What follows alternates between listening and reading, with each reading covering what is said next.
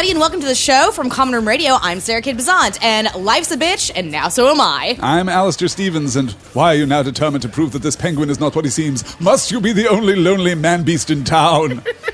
And I'm Vinton Bain, and you're just jealous because I'm a genuine freak and you have to wear a mask. Good. True. Jealousy. Yes. That freaked me out. I didn't know you were going to do a voice. I like voices. They're fun. I got really scared. This week we're doing Batman Returns. This is a good movie. I would argue this is a great movie. It's a really good movie. Yeah. Best Batman movie? Best Batman movie until Lego Batman? I think I would go there. I think I would go there because I have problems with the Nolan films being called Batman movies. Sure, that's fair. That's fair. I'm going to be so interested to talk with you about that because I legitimately enjoy those films. I think it's been a while. Movies. They're good movies. Just not They're good Batman? Not good Batman movies. Yeah. Interesting. I want to know why, but we don't have time. Not today. Next year. I thought that this movie was leaps and bounds better than 1989's Batman. I enjoyed this film a whole lot more. God, Michelle Pfeiffer, you guys. Holy crap. Yeah, she's fantastic. She's so good. She doesn't just have the look, she's got the presence and this split performance that she gives as Catwoman and Selena Kyle. It's so good. I watched that opening scene when we're introduced to her when she's serving the coffee. I watched that scene like 3 times because her physicality throughout that sequence is so awful to watch. Like it's horrible and uncomfortable and genius, and she's an amazing legit. actress. She's Brilliant. Yeah. In this film. This movie is so iconic to my childhood. Yeah. There's so much of this movie that like speaks to who I became as a person. Is this movie the reason why you eat raw fish like on the reg? Yeah, okay. and why I joined the carnival and why I wear a top hat and nothing but latex. Oh, and your collection of umbrellas. And my collection of umbrellas. Yes, Sure. absolutely. A latex top hat sounds awful. The top hat is not latex. Everything else is. Oh, okay. If only there was some kind of website where you could buy that. No time. Sarah, you've seen Batman Returns before, right? This was the one that you thought was This is the one that I 1989 Batman. thought was what we were watching 2 weeks ago, and then I was sorely disappointed. This is the Batman movie that I remember watching like from my childhood prior to the Val Kilmer and George Clooney movies. Sure. I always call them the George Clooney movies because I always forget that Val Kilmer was Batman. Like, gun to my head, I would say, no, it's George Clooney in both of those films, but that's just Batman and Robin. Science has yet to unravel the chronology of the Batman films. Yeah, there's If no- only there was some it's kind impossible. of resource. We can just, part the veil there. We can part the kimono a little bit for the listeners Part the at home. batsuit. Every single podcast that we've done in Batman so far has ended with a discussion of which Batman movie is which one. I think I got it down finally, so I think I'm good. It is okay. So Batman Forever, Batman Returns, Batman Forever. Yep. Batman and Robin. Yep. Batman Okay. Begins. Kilmer's last. There you go.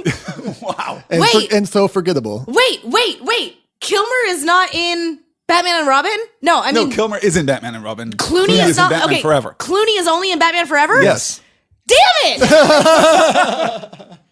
And that's a little glimpse at the behind-the-scenes working of Excelsior in the My month whole of world October. is falling apart. I don't understand. Can we talk about this movie? I'm so Please, excited. Please. It's time to flip over VHS, I think. I think so. And the weirdest fetish film that you've ever seen.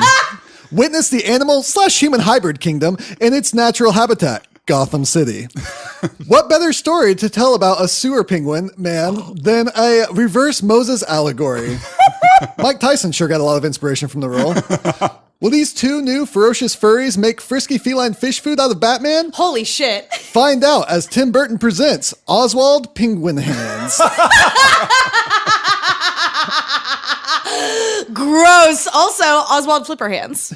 That also good. Also good. He doesn't have penguins for hands. I guess I could have written that better. No, Also, love I it. heard a bit of acquisitive gasp from you when I mentioned Mike Tyson. I'm referencing him biting off somebody's ear like a penguin bites off somebody's nose. Okay, yeah. I was Just like, for anyone that else in means the audience something. who might have missed something. And there. I don't Is know. a particularly gross and unpleasant scene. It's very gross, very unpleasant. This I always entire think of Mike movie, Tyson when I see it. a little bit gross. Yeah, the response to this movie was one of outrage. This got a PG-13 rating despite its pretty heavy violence and surprisingly heavy and uncomfortable sexual sexual overtones. Oh my gosh. Yeah. The primary motivation of our villain here is having sex with as many unwilling young women as possible. I think so. Cool. Mayhaps. 1992. Thanks a lot. And 92. killing babies. And also killing babies. Like just murdering the shit out of a ton of babies. And also, yeah, if I wish that there was a way to bleach from my brain and memory Danny DeVito saying the line, "Just the pussy I was looking for." Yeah. We all wish that. Yes. It was so gross. Well, let's move from there to talking about our creators. Yeah. So we have Tim Burton as the director and Sam Hamm returning for the story, but only the story this time. Also, Danny Elfman returns for the music. We talked about the three of these people last time on the Batman 1989 episode, but this time we have a new player, Daniel Waters, doing the screenplay and the story. Known for and hired for his work on the film Heathers, he also co-wrote Hudson Hawk and Demolition Man, and most recently wrote the amazingly applauded Vampire Academy. Yeah, that movie got a lot of recognition. Wait, there's a Vampire Academy movie? Yeah, I thought it no, was a just TV ignore show. it. Just pretend like it's not a thing. Okay. Sam Hamm originally wrote the story to have Catwoman and Penguin going after a hidden treasure, but Burton didn't like this and brought on Waters, and because of his work on Heathers. So we could have had a Batman Rogues Gallery National Treasure film. Basically, And Tim yeah. Burton said no. Yeah, Nicolas Cage was cast as Catwoman first. We're going to steal the Declaration of Independence.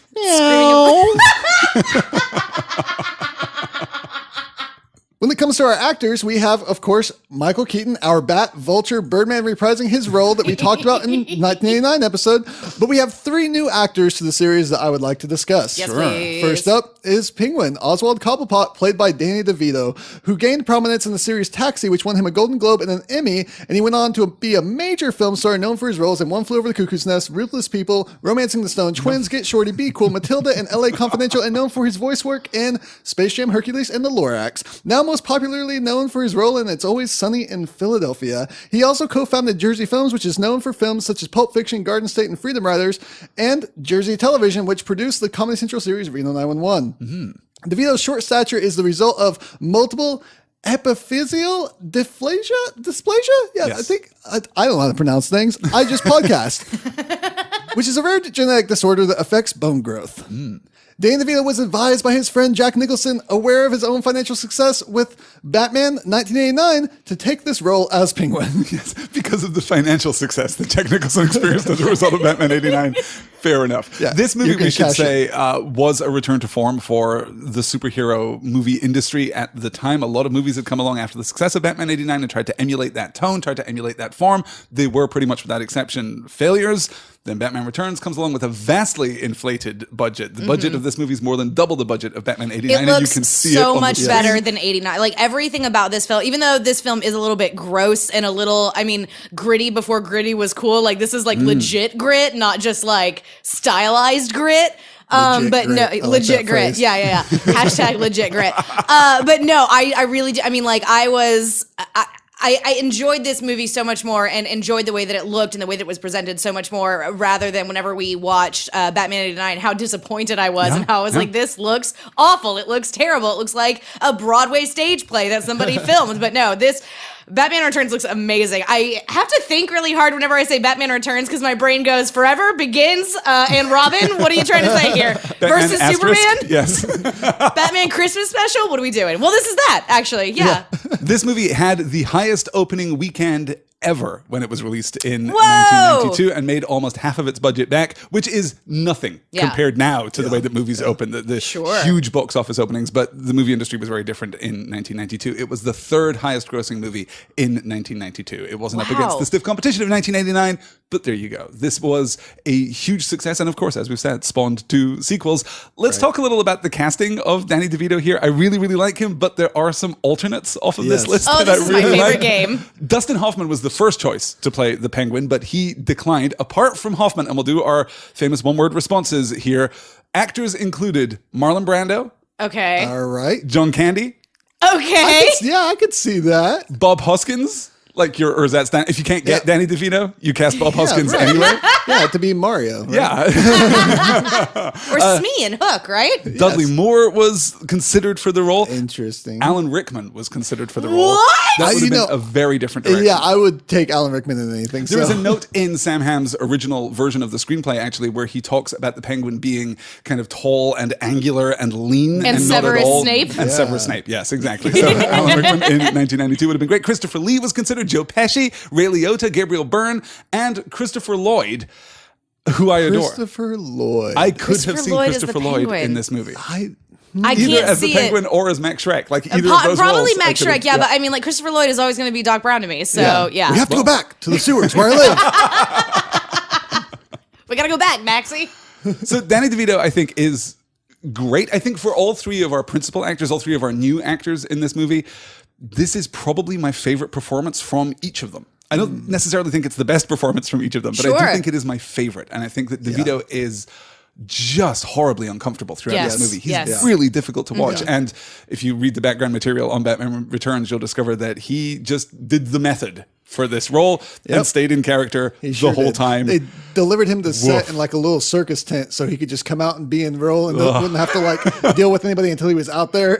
That's so weird. I mean, like, I was in theater for like 4 years in high school. And I mean, I kind of get it. Like, you would get people like backstage who were like still doing their thing. But I mean, like, being the Penguin for that long, that would just, it's such an don't know unpleasant, about it. like method acting, especially for like a villain or for like a twisted, like psychopathic sort of person, that can't be good for you.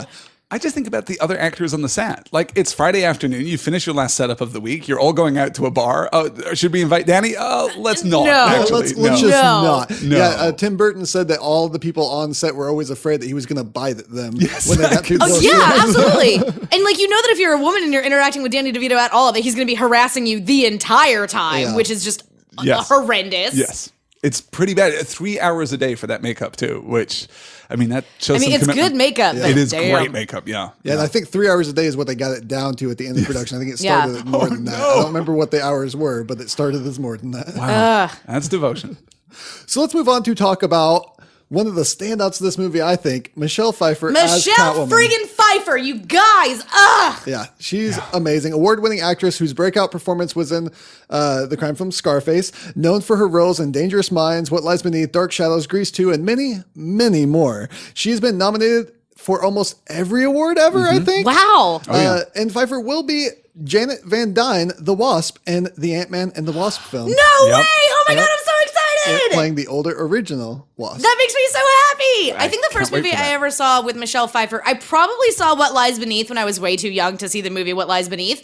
But the one that I really remember is she was in Stardust. Yes, she And she certainly was was. amazing. She's great in that movie. She's so good. She's one of the few things in that movie that you can look at and say, this is fine, actually. Yes, Good yeah, work. Yes. yeah. No horrible mistakes have been made. Right. No terrible conceptions made it to the screen. Good job, Michelle Pfeiffer, for standing apart from the rest of that production, which is She's an wildly inconsistent. excellent Yes, villainess. she's I fantastic. did love her. so good in this film that the production company wanted to continue on and make a Catwoman film, but it just ended up in production hell. It never went anywhere until Yeah. finally they came up with the Halle Berry one, which had nothing to do with Batman.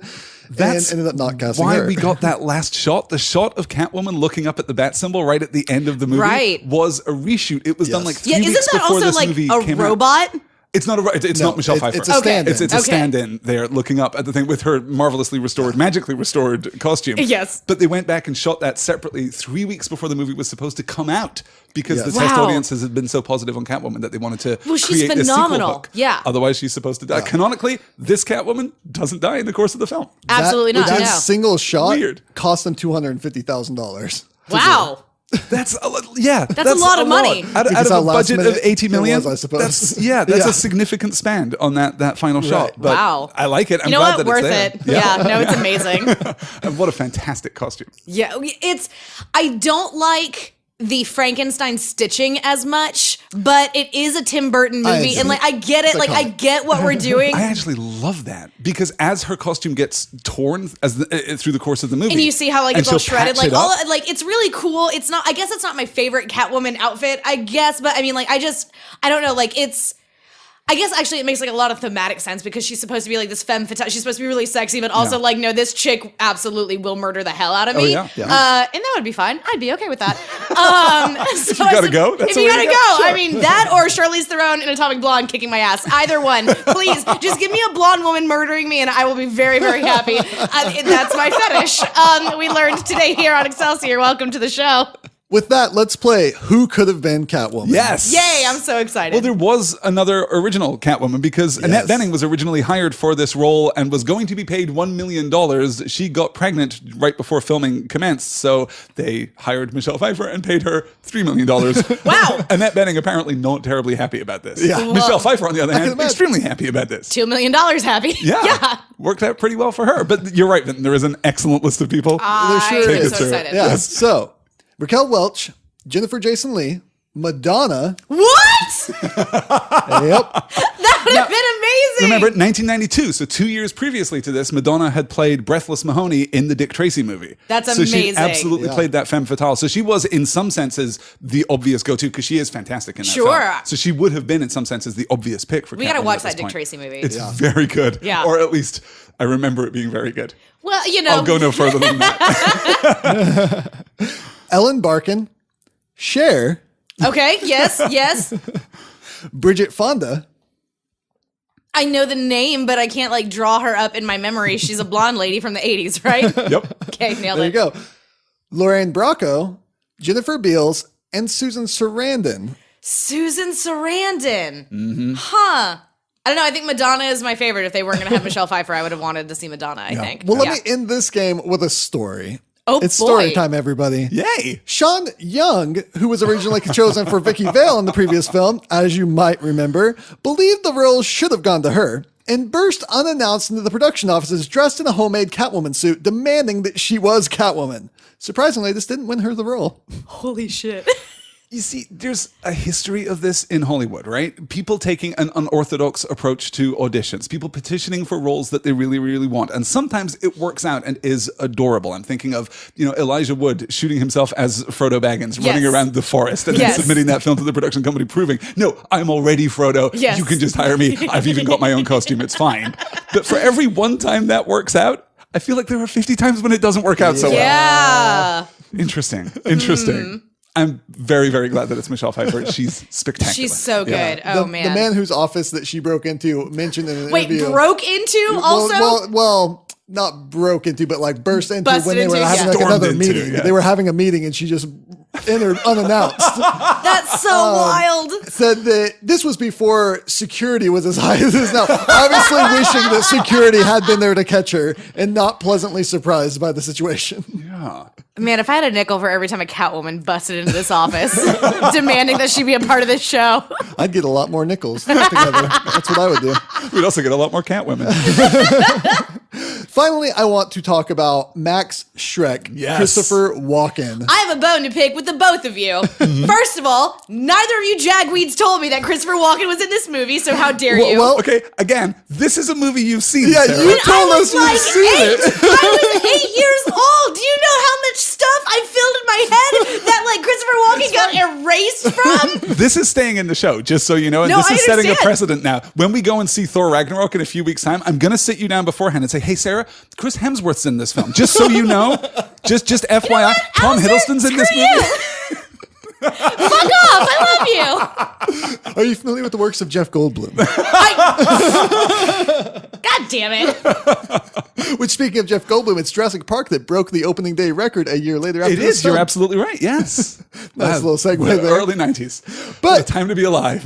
Jumping back to Christopher Walken, he has appeared in more than 100 films and television shows known for Annie Hall, The Dead Zone, True Romance, Pulp Fiction, Sleepy Hollow, Catch Me If You Can, Hairspray, The Jungle Book, and music videos by many popular recording artists, surprisingly enough. Walken has received a number of awards and nominations during his career, but he may have the most popular line ever uttered on SNL about having more cowbell. Yes. According to the casting director, Tim Burton was very uncomfortable with the casting of Christopher Walken, saying that man scares the hell out of me. That's amazing. But apparently he got over it because he also cast Walken to play Brainiac in the aborted Superman Lives project he was working on, which I would have really enjoyed seeing. You can go and find that if you're interested in it. I think most of the script, if not the entire script, is available Nicolas online. Cage was going to be Superman? Yes. Ooh, those are some bad photos. Could have been an interesting movie. Well, he played Catwoman, so I don't see why he couldn't. In our alternate universe National Treasure Batman movie. Yeah. God, I want a National Treasure Batman movie so much. Do you think whenever we speak these things aloud that an alternate universe is then created where those things are true? I guarantee that's why I say them. Oh, dear.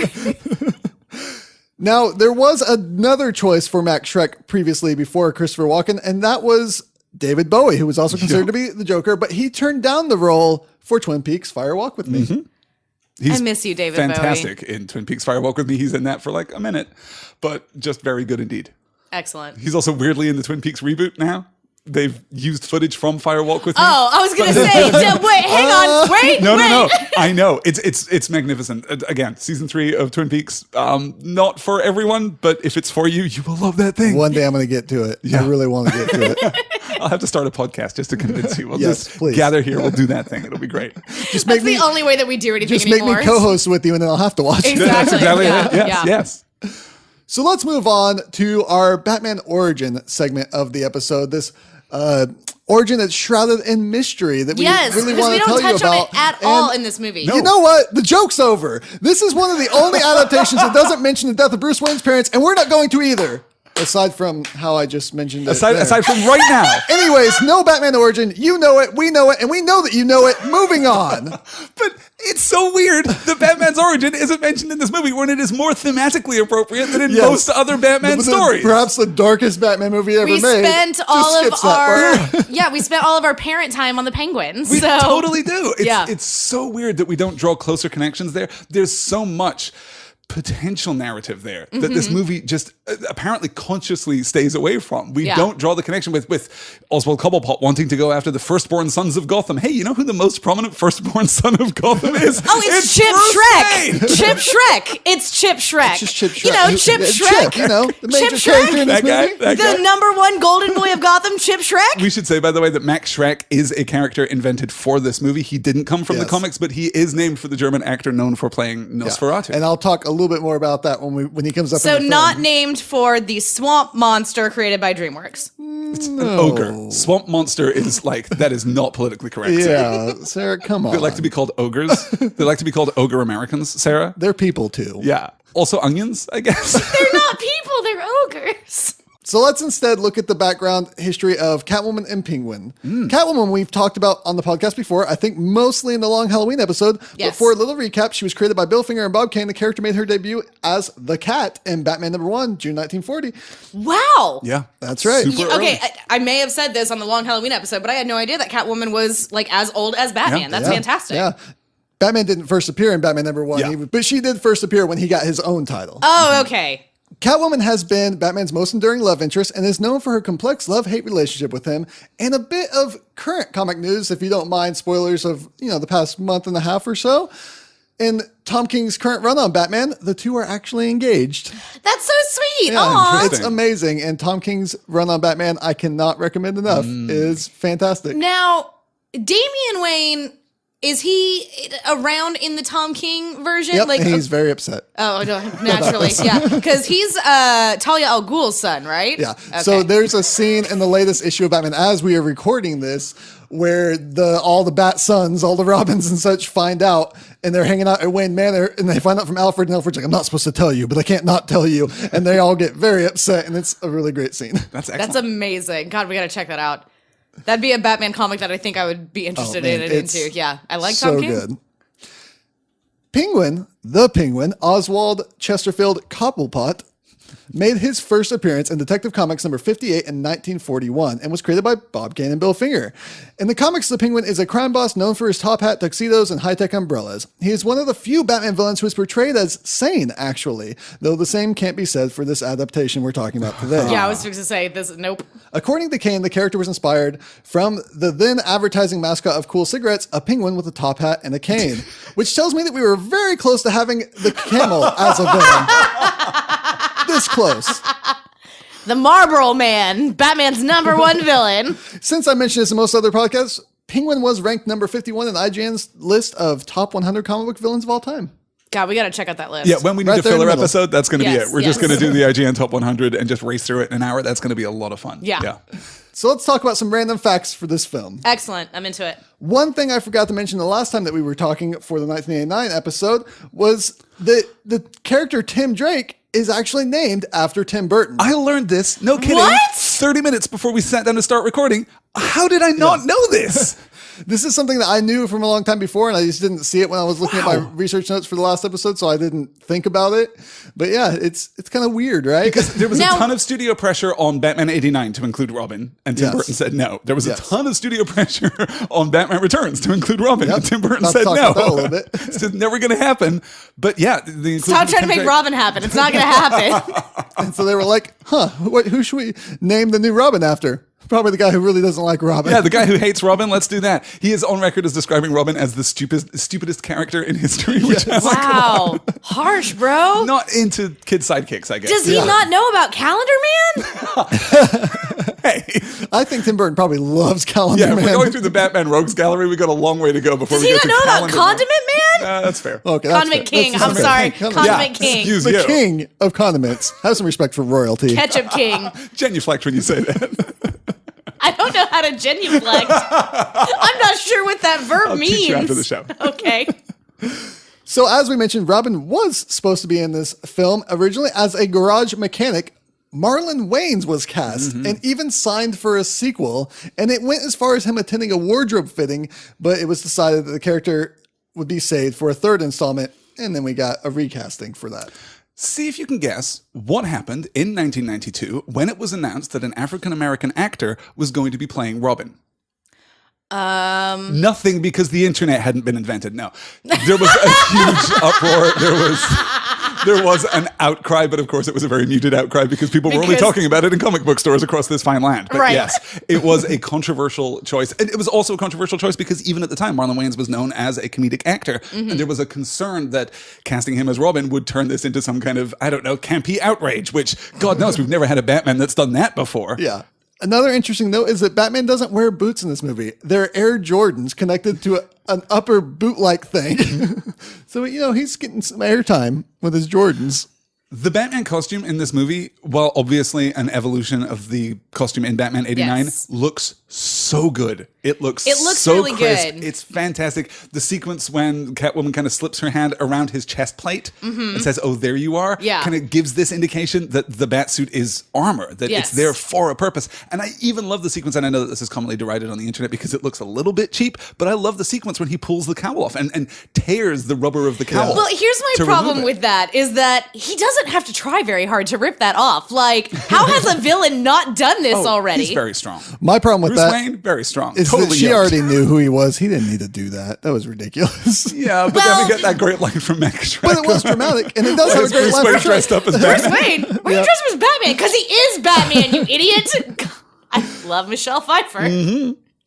Speaking of Michael Keaton and his greatness, once again, having great ideas when it comes to playing Batman, he cut more than half of his lines from the script. As they were giving the lines, he's like, I don't think I'm going to say that. I'm not going to say that either. Because he wanted the suit to do more of the talking and wanted it to be a less chatty Batman than the script called for. And Michael Keaton, thank you.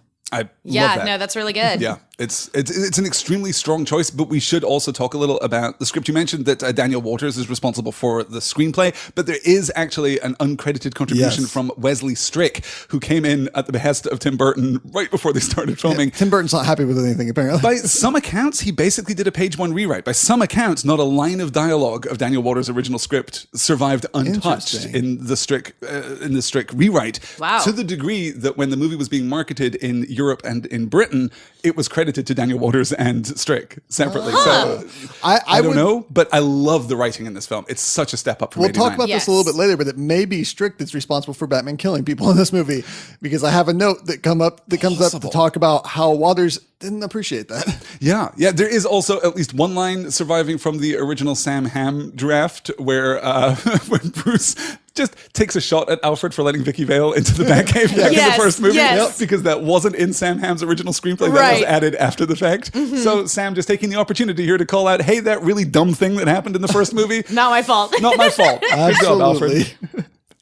So this movie, as we've kind of mentioned so far, was so dark that it made marketing with other companies like McDonald's very difficult, and they were not happy, which led to an awkward talk with Burton in the studio that ended with Burton realizing that they were really trying to push him away from ever doing another Batman movie in their franchise. And he took the hint and left.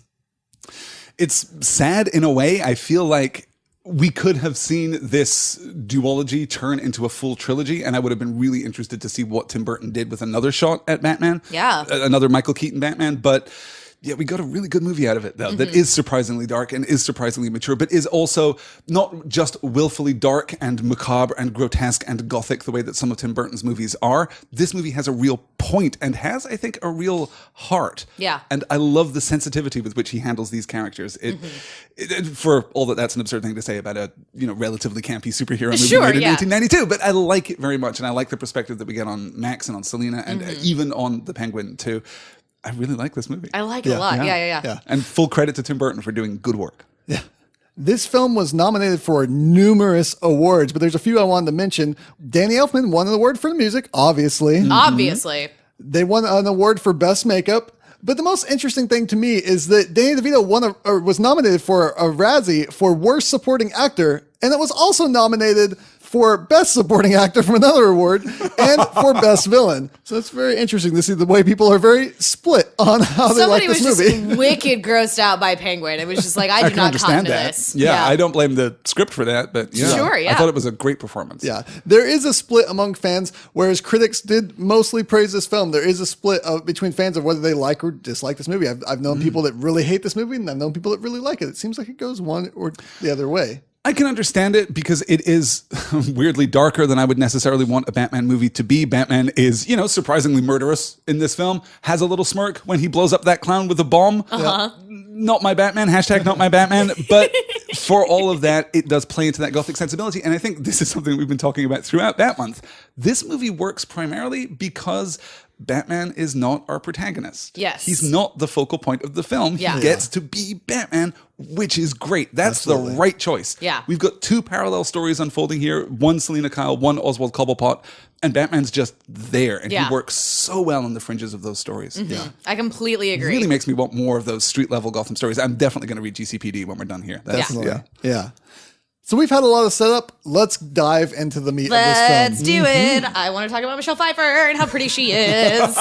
And great and good and all these things.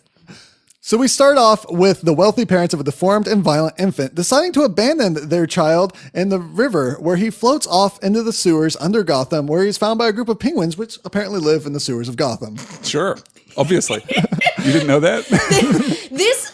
What's really interesting, I think, about this movie in particular is that it adds actual black magic to the Batman universe. That's the only way that some of this stuff works. It's negotiable that there is, a weird animalistic presence. There's here like that in this fabulist, Yes. mystical old story. That's exactly right. Yes, Fabulist is exactly right. It does have that fairy tale sensibility to it. And this is, my God, peak Tim Burton right at the beginning of this movie. This little prologue that we get of the casting upon the waters of the Moses baby, Oswald Cobblepot, it's fantastic. Sweet Going penguin from baby Moses. royalty to the low end of things, the reverse Moses. Sure, yeah.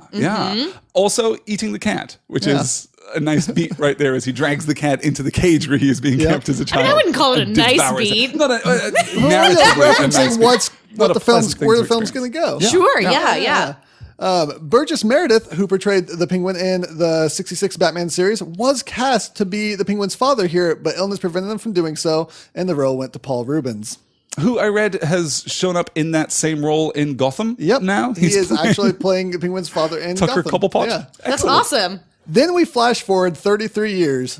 There's supposed to be some kind of Christ symbology there. I don't know. It's a significant number, particularly in a movie that takes place around Christmas time, you guys, but which is itself a weirdly secular movie. And it came out during the summer because in this decade, we were obsessed with releasing Christmas movies during the summer. Sure. Well, big budget blockbuster movies came out in the summer because that's the only time you could release them. No, there were a couple of weird beats of Christian symbolism and Christian imagery throughout this movie. I'm thinking in particular of the penguin before the grave of his parents looking up at the cross. That's weirdly specific and purposeful, but it works.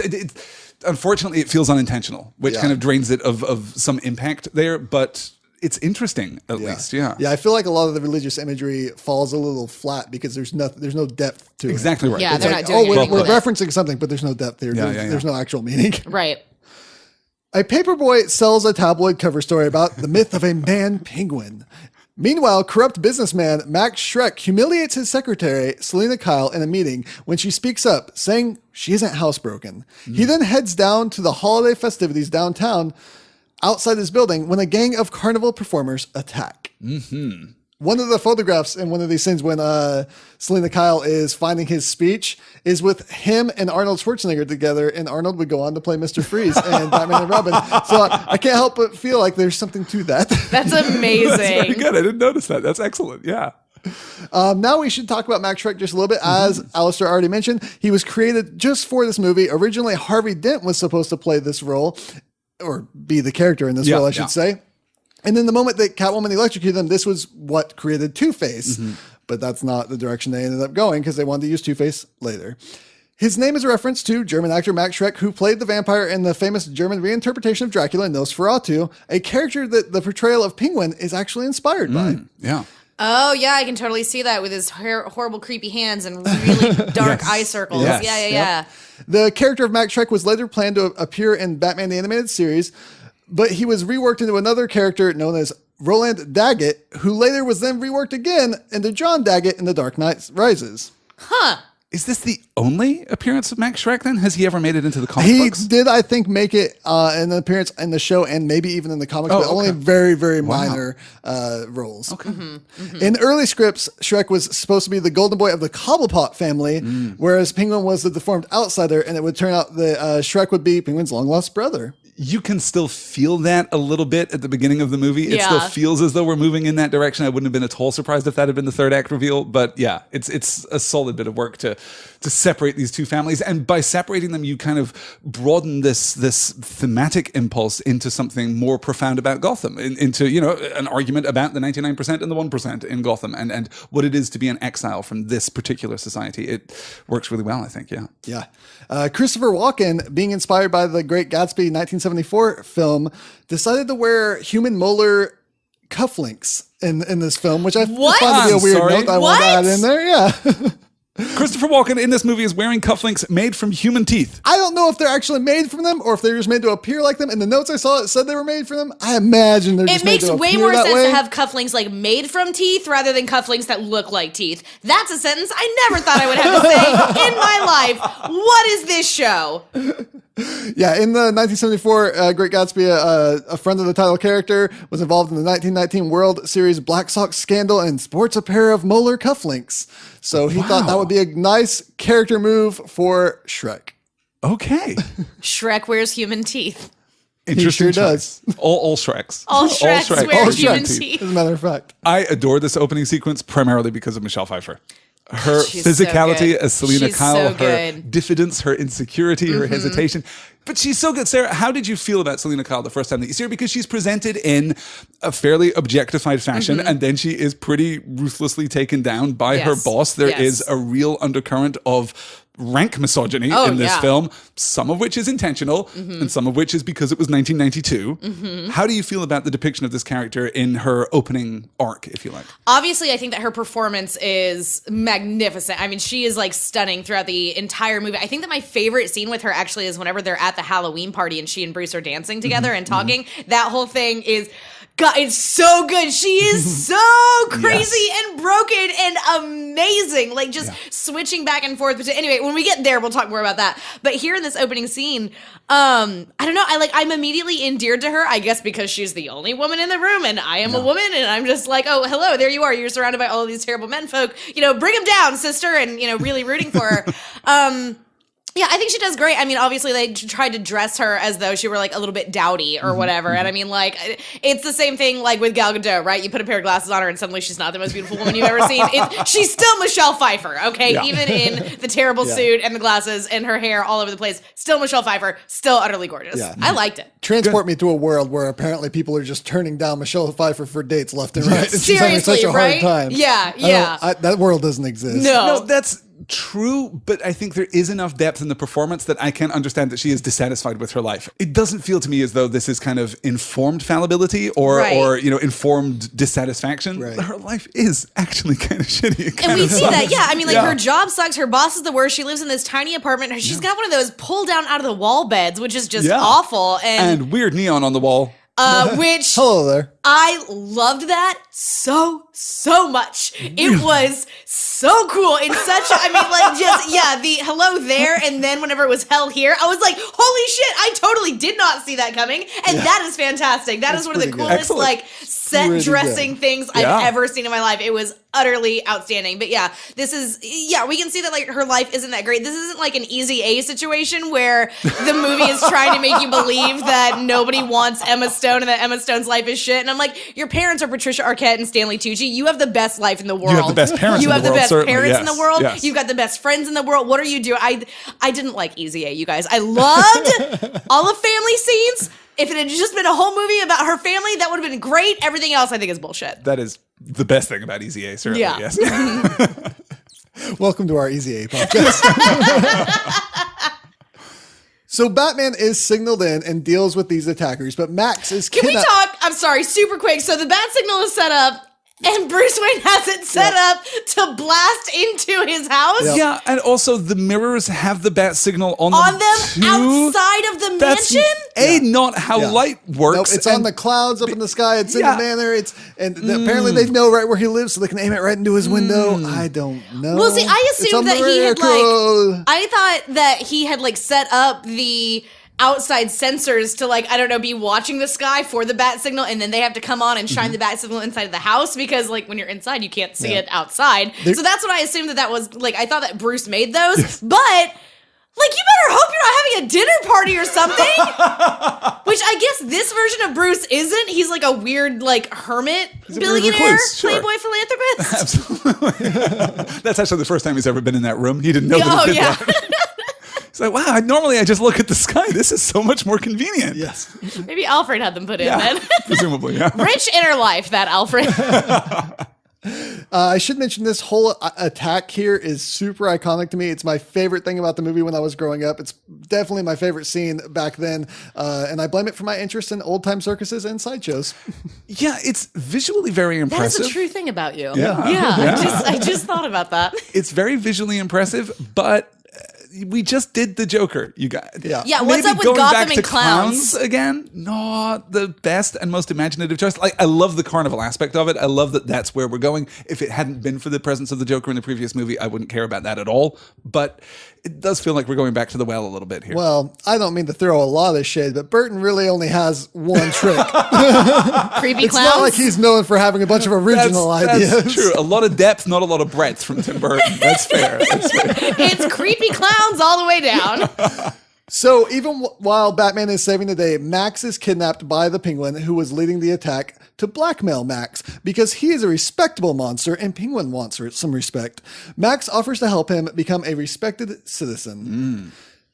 Penguin collecting the things that others throw away in that sewer scene and even taping together shredded documents is a really fun idea. I don't know how many documents he had to go through to find the ones that actually were going to be able to blackmail anybody, but I like it. I like the line, "You flush it, I flaunt it." Yeah, no, the idea that, yes, Gotham, of course, because it has the glittering spires, also has the dark underbelly. This is like a really great noir idea. And again, we're seeing a Gotham that is replete with this deco architecture and this vision of the 40s, which is just so beautiful and so arresting. I like this very much. I like it maybe a little more thematically than literally, but it still works beautifully. Yeah. Meanwhile, Selena arrives home talking to her cat and displays how miserable she is with her life as things keep stacking on her already fragile emotional state. And we discover that Selena is Leslie Knope. She leaves little voicemail messages for herself. Hey, They're not Selena, it's encouraging. Selena. I love you. Bye. Not encouraging voicemail messages.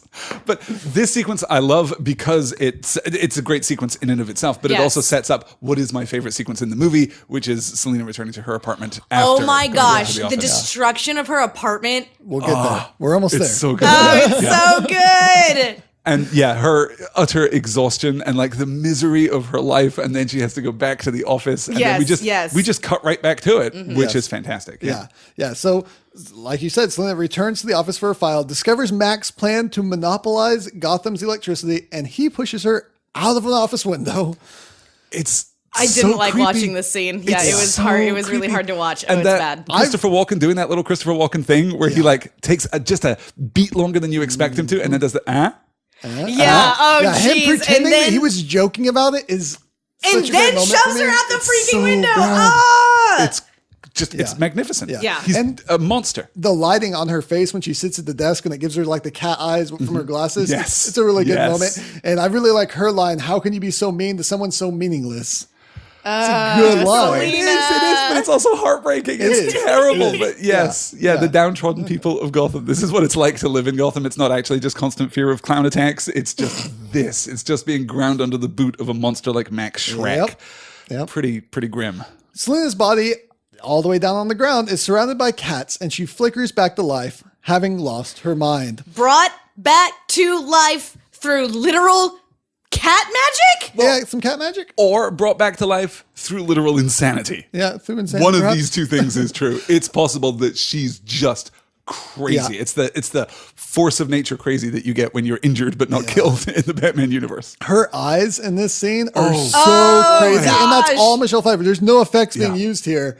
She's so perfect. She's inhuman. I mean, this She is. entire sequence, She's she a just corpse. feels Like she's an undead thing now. a magnificent performance. Even Tim Burton said they should create an award specifically for like best eye movement ever in a movie, and she should do it. I love the sequence of her falling to kind of breaking through the awnings that Oh, yeah, all yeah, have the weird, cat face icon that I feel like I've seen in many places, but is here used as the icon for the Shrek department store, Yeah. I guess. It made me think that Shrek was supposed to be like some sort of like Disney kind of like amalgam The sort of idea thing, but from like a Burton is that it's supposed to be that all big companies have some kind of cute cartoon, even if they're big evil companies. Yeah. Right. Like, Lucky Charms and Mickey Mouse, obviously. Wait, Lucky wait, Charms, wait. we're calling you out, you big He evil specifically company. mentioned Lucky Charms, so I figured I'd mention it. what is But- it? Like Tim Burton fucking hates Lucky Charms. Yeah, he does. He does. But his idea was that all evil companies have a cute cartoon logo. That's what Sure. Luthor Corp is missing. That's what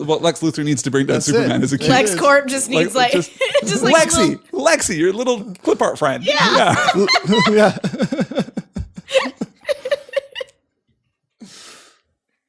Selena then does return to her home, trashing the whole place. Oh and my god, creating a it's suit so good. and becoming Catwoman. It's so good. It's a magnificent performance. is. Also, I'm turned on by it a little bit, which is confusing, but I'm not a that little confusing. upset that you just stole my word from my notes. Her performance was magnificent. Oh, sorry. How did you do that? How did you manage to do that? It is magnificent. We're all just agree. This is what the Yeah, thing. no, we just agree that it's totally great. Yeah. Yeah. And every single shot of this sequence is gorgeous with her framed in the doorway as she comes in and she yes. repeats the line, but she's soulless. There's nothing driving her here. A literal walking corpse person now. And then the simplicity of her attacking her answering machine after chugging all that milk, which is also really weird. And at the way the time, because I milk don't like splashes watching onto it. her hair and gives her that like white line. Yes. Wow. And Yeah. the simplicity, like the restraint of the head wound is also Yeah. just it's so understated that it becomes macabre. It Yes. becomes And- just horrifying. And it's worth mentioning that Burton said that there was basically no retakes on this. That Michelle Pfeiffer believe just it. killed it the first time. That he said when an actor gets it, you just let them get it. Yeah. And she got it.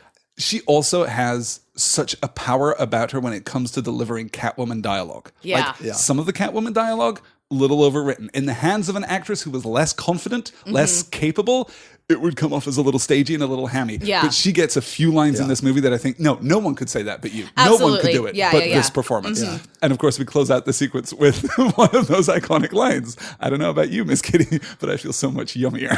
Yep. It's all and so in that good. final shot Boy. for the scene there with her standing in the window and it says hell here. Yeah. And she just iconically, it's so iconic. It's It's brilliant so cinematography. good. Yeah, no. As the entire sequence is probably my favorite in the entire movie. Yeah, me It's too. so good. Love it. It should be noted here that Pfeiffer's Catwoman costume was vacuum sealed once she was fitted into it. What? Yes. For scenes. So she actually only had a short amount of time to perform before she actually had to be opened up and have it be taken out of it. Otherwise, she'd become lightheaded and pass out. Yeah. The catsuit was so tight that she often had trouble hearing her own voice, and Burton often had to tell her to lower her voice register because she would often shout her dialogue instead of just saying it. I kind of like that in it. A kiss is just as deadly if you mean it. I feel Your so voice, Selena. much yummier. I can hear you. It's fine. I'm Catwoman. Okay. let's talk about, the thing that we should probably talk about. Good Lord, she's hot. Good Lord, this She's costume. so hot, guys. Yeah. I'm usually a brunettes man, but I mean, damn. I was Damn. 14 in 1992 when this movie came out. Oh, and did you learn a lot about yourself? Pretty formative. Well, I already knew those things about myself, but they were heightened by my exposure to this movie. She is legitimately, she's sexy. she's so beautiful. Yeah. Yeah. No, Yeah. love Well, it. I want to talk a little bit more about that action when we get to Oh, the penguin good. scene later. Because I love talking that about sexy scene- women. That scene. Anyways, I don't Yes. want to talk about that scene now. So then, one of the carnival gang members kidnaps the mayor's baby during a press conference and disappears into the sewers. Kidnaps that baby Christmas. Penguin can return the child and look like a hero as he emerges into the public in front of the media. I Get one of like my- his giant robot rubber ducky. Sure, I love giant it. robot The ducky. Duckmobile is simply amazing. We get one of my favorite things in movies, which is bad acting. I just love this guy. Oh, no, the Penguin Man. Here, take the baby. Just don't hurt me. Perfect. Yeah, no, it's Good so job, good. guy. It's really well done. It is really good. Fits character perfectly. We obviously love the Duckmobile too as we move through this movie because Yes, we get to see yes, variations yes. of this sequence, I don't know, 6 times in the course of the film. Yeah, and in I'm love with grateful Duckmobile. every I'm single fine time. with it. Yeah. I love it. I'm so sad that Duckmobile does not survive this film. Rip Duckmobile. Penguin says that he just wants a chance to learn where he came from and is given it, finding his name, Cobblepot, and his parents' graves. The Penguin becomes a media sensation and a celebrity. Bruce Wayne, meanwhile, watches this on the news and feels suspicious about it. He finds old news articles about an aquatic bird boy in a circus freak show and stories of missing children that closed the circus down. It's interesting. Like I said earlier, there's a lot of narrative potential here that we just don't touch. Yeah. We don't talk about Bruce's parents. We don't talk about the burden of being an orphan. We don't talk about being the eldest son of one of Gotham's premier families, though it's not clear what happened to the Cobblepot fortune, I suppose, after the death of his parents. I mean, okay, so they chuck their baby in the river. Yeah. Did they just go crazy and get real destitute and sick and die Well, like they this is mine. deserve? The story makes much more sense if you go with the original draft that Max Shrek is supposed to be the Golden Boy The son. other That Cobblepot does- son? That does answer Okay, that yeah. question. My theory always is that when Batman says, I think he already knows who his parents are, that he probably killed his parents. So that's probably why they're dead. Okay, I get that from the Batman line too, though. Hey, Bruce, maybe just chill out a bit. Maybe just don't be suspicious of every monster that comes out of the sewer, okay? Well, hang 'Cause on, wait. It's just another Thursday in Gotham. Okay, and there's never been a good thing except Duckmobile to come out of the sewers. Only Duckmobile is innocent. Here's the question: in the movie, did the Penguin kill his parents? It's never Sure, said. maybe. We don't know. Why not? Do you think so? He I killed a think bunch of kids. when he's researching and then when he goes to the grave, I buy that as sincere. I don't think that he did it. I think that the Penguin's arc through the first act of the movie, I take as being completely transparent. I think that he's telling the truth. He's He also genuinely wants to utterly reclaim his name. insane and is a weird fish monster. True. I guess I just see the It humanity is in the true fish that he monster. does change his name and wants even his goons to call him Cobblepot Yeah. until later in the film. When Exactly that right. changes. And So then that that's a does back big up your beat when theory. he pushes the idea of Cobblepot away. It's after he has been ridiculed. He's been hoisted by his own petard, right? Sure. He gets that. It's all right. You know what? I've just remembered that scene and we're definitely going to talk about it when we get there because Batman scratches on a CD. You know, like how you do on a vinyl record? Yep. He does it on a CD. It's a thing you can definitely do. It actually is. But the technology for it didn't exist, and so you'd have to assume. You here have to assume that Batman created the technology to do it just so he can have a little bit of fun there? I don't know. Okay. I stand corrected and honestly mortified. This is where we are. We're learning so much here on the Excelsior podcast. We do get a reference to kind of Batman's parents here when he says his parents. I hope he finds them, which seems like it's a callback to I understand this plight, Sure. even if I am suspicious. I kind of like that line. Yeah, it no, works, but that's it's really good. Yeah, the closest that we is- Sure, get yeah. to that is it. anything Yeah. involving that.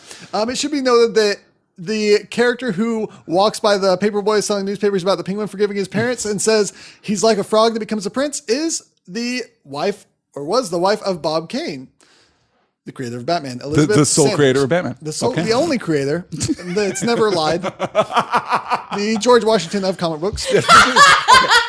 She seems lovely though, and does a great job with the does. line. Yeah, Yes, in yes. her interview, she seems like a genuinely wonderful person. Catwoman then makes her debut, saving a woman from an attacker, being kind of mean about it, and then flipping away. This is great. It's so good. I love the idea of bringing Selena back as a, avenging feminist by the standards of 1992 kind of superheroine. Like that works, but having her be this unhinged. Having her, abuse this woman, you're asking for it, just waiting for a Batman to save you. That's so strong. And then, the flipping away is so unnecessary and weird. It really and awesome. sets up. Is she a villain? Is she a hero? I don't know. Yeah. It's not that common kind of, we've seen so many different versions of Catwoman now where she's a hero who also likes to steal things. And is just indulgent. That's not what we get here. Seeing a Catwoman who is unhinged. I don't think I've seen a version of Catwoman like this before. I think this might be my definitive Catwoman. Oh, definitely for me. Yeah, Leaps and bounds for me. Yeah, it's fantastic. Let's take a moment. Handsprings and to flips. yes. All kinds of athletic gymnasia going on. Yeah, I love it. Let's talk a little about the choice to set this movie at Christmas. Thematically rich. This is a time of family. This is a time of hope, goodwill to all men and women. As we look mournfully off into the middle distance and wait for the credits to start. All of that is good. The problem is that the snow doesn't look like snow. The snow looks like foam in every single exterior shot. And it floats on the water when it hits it. Float on the water. Yep. It's somewhat distracting. I don't think it would be distracting if I was watching this in standard definition, but watching this... in HD. It's a little distracting. Yeah, it doesn't look like Oh boy, and is the penguin even... God, I was so sad that it was in HD every time the penguin was on screen. I was like, man, I wish that there was like just a Gaussian blur on this. Those practical effects, though, are fantastic. They're the so teeth good. are The so teeth, awful. and just why is there always stuff coming out of his mouth? That was his idea. He came up with that. Very bad. Danny DeVito Very, mixed very bad. mouthwash with food coloring and would just like let it sit in his mouth. That's smart. If you got to do it, that's definitely the way to do it. You don't want to just like be gurgling up, I don't know, like Pepto-Bismol like you're a Klingon or something. Much to the anger of McDonald's. Yes, again, we're trying to sell Happy Meals to children here. You'll what notice are you if doing you with look your up weird the sexual Happy tension? Meals toys for Penguin, they look nothing like the Penguin. Are they just like little penguins? That just... I think it has the Duckmobile. And I want to believe that they just look like Burgess Meredith. They just look like a guy in a dapper suit with a top hat. Penguin. Yeah, and a little cigarette on a cigarette holder. Yep. I have that toy somewhere. Actually, I don't think he is in the Duckmobile. I think he's on an Umbrella Mobile now that I remember it. An Umbrella Mobile? I'm not going to Google it. I do really like Catwoman's lines here, though. I love a big, strong man who isn't afraid to show it to someone half his size. It's a good line. Yes, please, and then, God. of course, I am Catwoman. Hear me roar. Good lines. Fantastic. Yeah. Max meets with Bruce Wayne, who disagrees with his plans and has the mayor in agreement against it. He accuses Penguin of leading the gang of carnival workers.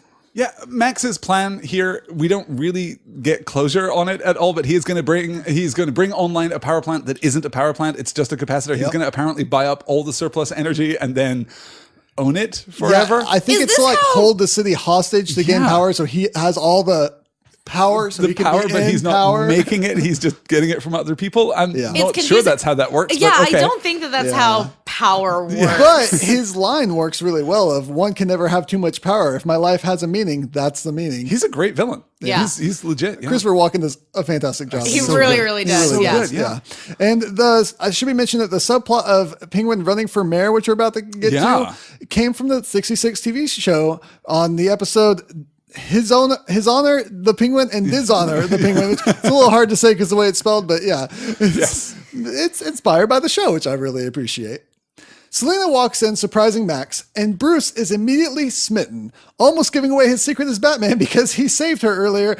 And he says, "Oh, we've met before," and I really like his line. You know what? I mistook me for someone else. I love that. It's such a brilliant line. I don't necessarily love that. Then we do a Parks and Rec. Wait, what? What? No, I was into it actually. Those little moments gave me a lot of joy. I thought it was very, very good. There's more humanity in this script than we see in the previous Batman movie. It is really cool to see that some of the best acting is done here without the masks on. Yeah, you actually get a moment to see these actors just at their best. Yeah. Also, Selena looks great for having been a recently revived corpse. Looks great, but doesn't look herself. She's still very different. Yes. And I'm into it though. Great performance. Yeah. And I really like the back and forth that we get from Selena and Bruce. I'm listed, I'm tempted, I'm working, I'm leaving. Yes. Max lures Penguin into a meeting with a team that will be helping him run for mayor with a raw fish. He attacks one of the image consultants, but he does like the idea of being mayor. He likes the idea of being mayor because he's gonna have a lot of sex. It's Gross, very gross. Penguin Yes. is grossly sexual. But we get that great, could be worse. My nose could be gushing blood. Yep. And everyone has that fake Yeah. laugh, and then what? And then, I do sudden like violence. the imagery of him walking the room of bright, shiny faces, just eating a raw fish, Yeah. staring at them like, what's going on? And he's It's so pretty filthy wonderful. and gross and disgusting. Yeah. Just, bleh, And we bleh. get that great, really quick moment that's really easy to miss where one of the characters gives him a cigarette holder in his mouth Yes. and says, claim your birthright, as a reference to the 66 TV show specifically, but Yeah. also the comic book character. And then one of my favorite lines in this movie, for some reason, research tells us that voters like fingers. Such a good line. How could you not like that So line? much better than the disgusting line about the French flipper trick. So unpleasant. And again, there is a tension here, I think, between what is intentionally misogynistic and horrible, which is a lot of this movie. Yes. And things which are unintentionally misogynistic and horrible, which is parts of this movie. Yes. Yeah, it's not great. So to start the bid for mayor, they send the carnival gang to terrorize the city and drive the current mayor crazy. But Batman is there to fight back. Batman's there to kill a lot of clowns. Yep. So Yep. many clowns. Yeah. Straps dynamite to a clown and Yep, then just chucks drops him into a Yep. hole. We don't see him dying, but this is clearly He insinuated. explodes into glitter. Well, I don't think that's how happens things when you work. kill a clown. Burton felt that like this was okay because it was so cartoony, but Batman killing does drive fans crazy. And Waters said that he's okay with Batman killing, and he thinks that Batman should have killed Heath Ledger's Joker, but he says that he didn't write the scene and doesn't agree with it, saying, to me, if he's going to kill somebody, it better be worth it. It should have meaning. It should mean something. So when he's killing people in a devil may care way, it's a little grating. That's my problem with it, is not even necessarily the blowing up of the clown, which is, problematic in and of itself, but it's the little Batman smirk that he gives as he walks away. Yeah. And Right. Yeah. This is not my Batman at all. No. But does continue the Batman that we saw in 89. Yeah. kind of much more casual about this whole killing people thing. I haven't watched Batman in forever in a long time, but I heard this is addressed in the film, and there's like character growth built out of him having done these things. Okay, good. So that's interesting to me. Yeah. That makes me kind of want to watch that film again. I do kind of want to watch both of those films again now. Yeah, no, I know, I'm really I know. excited. You might have Yeah, to do that. Meanwhile, Catwoman goes into one of Max's department stores and blows it up. I would watch 3 hours of Michelle Pfeiffer as Catwoman, Right. just wrecking shit. Yeah. You can definitely see, watching this sequence in particular, why they were inspired to include that final shot right before the Yes. credits and open up the possibility of a Catwoman solo series, because Right. she's so good. Yeah. And the whip tricks are just fantastic. And Wonderful. That's Yeah. all her. Yeah. She underwent training with this whip for a really long time and then No fighting training way. so she could do the fighting scenes. I think the only time that she uses stunt doubles that I know of was when you see all the crazy flips. Yeah, yeah. But this with the whip here in the heads, that's all actually the whip. That's all actually her. And that was first take, only take. Yeah. Holy shit, She's Michelle magnificent. Pfeiffer! Yeah. You're and amazing! You can tell when she does that trick where she coils the whip around herself Yeah. at the end of the sequence. It's so Yeah, also natural really and into that. organic. Yeah, and yeah, yes, yeah, yes. yeah, Hello. yeah. Yes. She mentions Hey. in the interviews that she did a lot of training, got really, really good at, got really, really confident, but then had a really hard time when she got on set because there's all these lights, everything's super Sure, close to you. yeah. She said when she was with her trainer on the set, she tried the whip thing and hit him in the cheek and drew blood and felt real bad. But Wow. apparently he was really nice about it. Well, I mean, Left him with a good story and a scar, but a good Yeah. story. Yeah. sorry, I'm thinking about being whipped by Michelle Pfeiffer. Let's move on. We know. Your silence spoke volumes. I do like her interaction with the guards when she says, "You poor guys, always confusing your pistols with your privates." I love it. Hey, lady, we draw down less than $300 a week. Like, we're just rent-a-cops here in Gotham City. You're overpaid. Yes. Get out really of here. good. Really good. Batman and Penguin both pursue Catwoman after they see her. Batman and her fight, and she cuts him in the side with her claws, and she falls into a truck carrying kitty litter. For me, the most, we talked previously about the scene when she becomes Catwoman in her apartment, and that's my favorite sequence in the movie, but this is the most iconic scene in the movie. Oh, yeah. The flipping away from the department store and then delivering the perfect meow. And then the And explosion. then it explodes. Yes. God, it's Oh my so God. good. And then when the smoke clears, she's like half up a building. I love that transition. Yes. Fantastic. Genuinely brilliant. And yeah, that meow It's so sexy. It's so strong. It's so good. She's way better at Batmaning than Batman is in this owning movie. Gotham City right now. Yeah. And I love when she's fighting Batman and makes him stutter when she says, "How could you? I'm a woman," after he hits her and he goes, "I'm sorry. I," and then she hits him back saying, "As I was saying, I'm a woman and I can't be taken for granted." Brilliant. Just so brilliant. good. Yeah. So good. It is very good. Later, Penguin holds a press conference blaming the mayor for the creation of Joker and Catwoman and all the crime in the city and announcing his bid for mayor. Catwoman meets with Penguin to join forces against Batman, and Penguin reveals plans to use the Batmobile, making it into some kind of bomb or doing something with it. Catwoman wants to make him like them.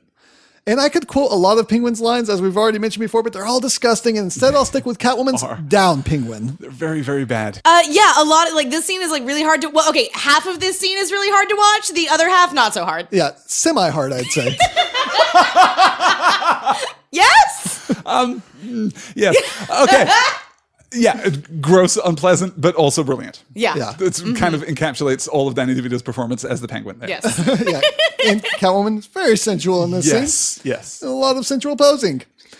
I should mention that Pfeiffer did the bird in the mouth scene with no CGI and no sedation for the bird. That was all her. Yeah. She literally had a small put bird in her and then mouth. opened it and it flew out just like Yeah. that. That's not an effect. That's just not the an bird effect. flying out That's of her a mouth. real thing. Yeah. That's commitment right there. Damn. Yeah. Michelle Pfeiffer, greatest actress on the planet. Mayhaps. I submit she is. What do you guys think of the I could just have a bath right now, licking her glove? That was weird, and I attribute it entirely to Tim Burton. Yeah. Penguin then calls out the mayor to finish the holiday festivities and calls out Batman to be there to protect the city.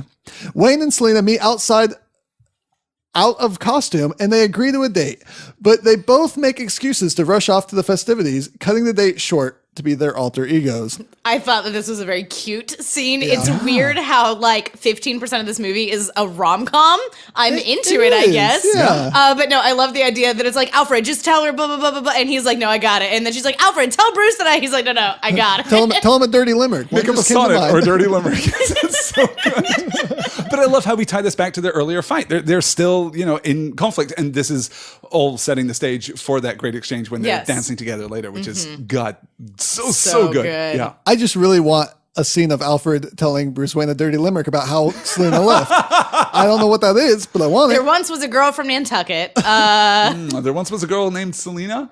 That scans rhyming Selena is going to be hard. Hey, you guys, we're on Twitter at ExcelsiorCast. You can probably fit a dirty limerick into 140 characters or maybe 280 characters. Get in touch with your favorite Batman Returns dirty limericks. We'll maybe run a little contest here. And we'll tweet you a no prize. Yes.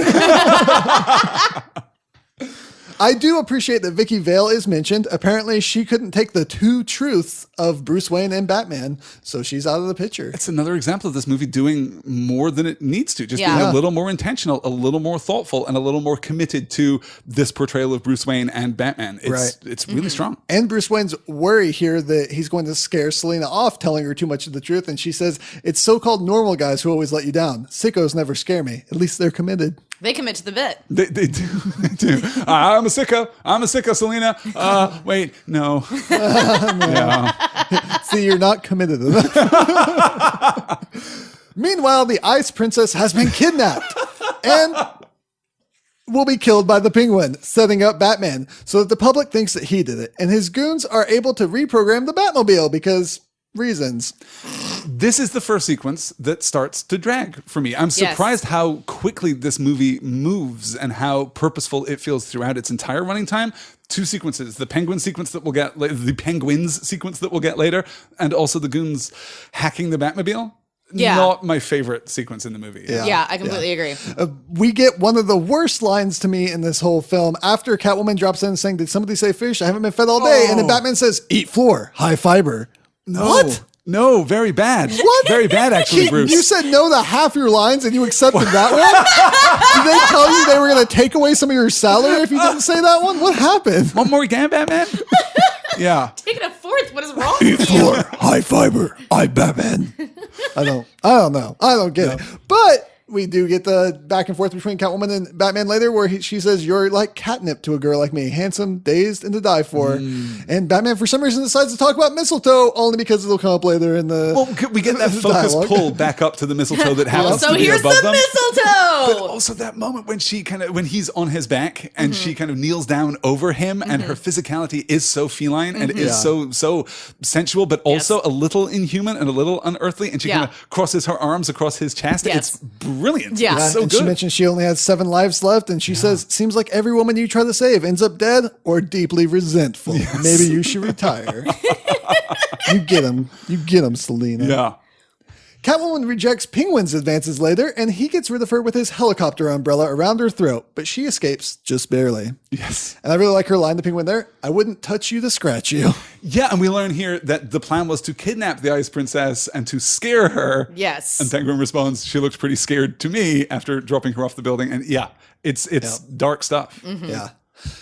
Penguin, meanwhile, has a mini Batmobile ride and controls the Batmobile with it as Batman gets in, terrorizing the city and making Batman look very bad. And I love the childish supermarket Batmobile ride. No, it's I very, really very love it. good. That had to exist, right? That had to no, be at absolutely. convenience stores all over this fine I country. guarantee there's one in Toys R Us right That's now. pretty great. Yeah. Pretty good.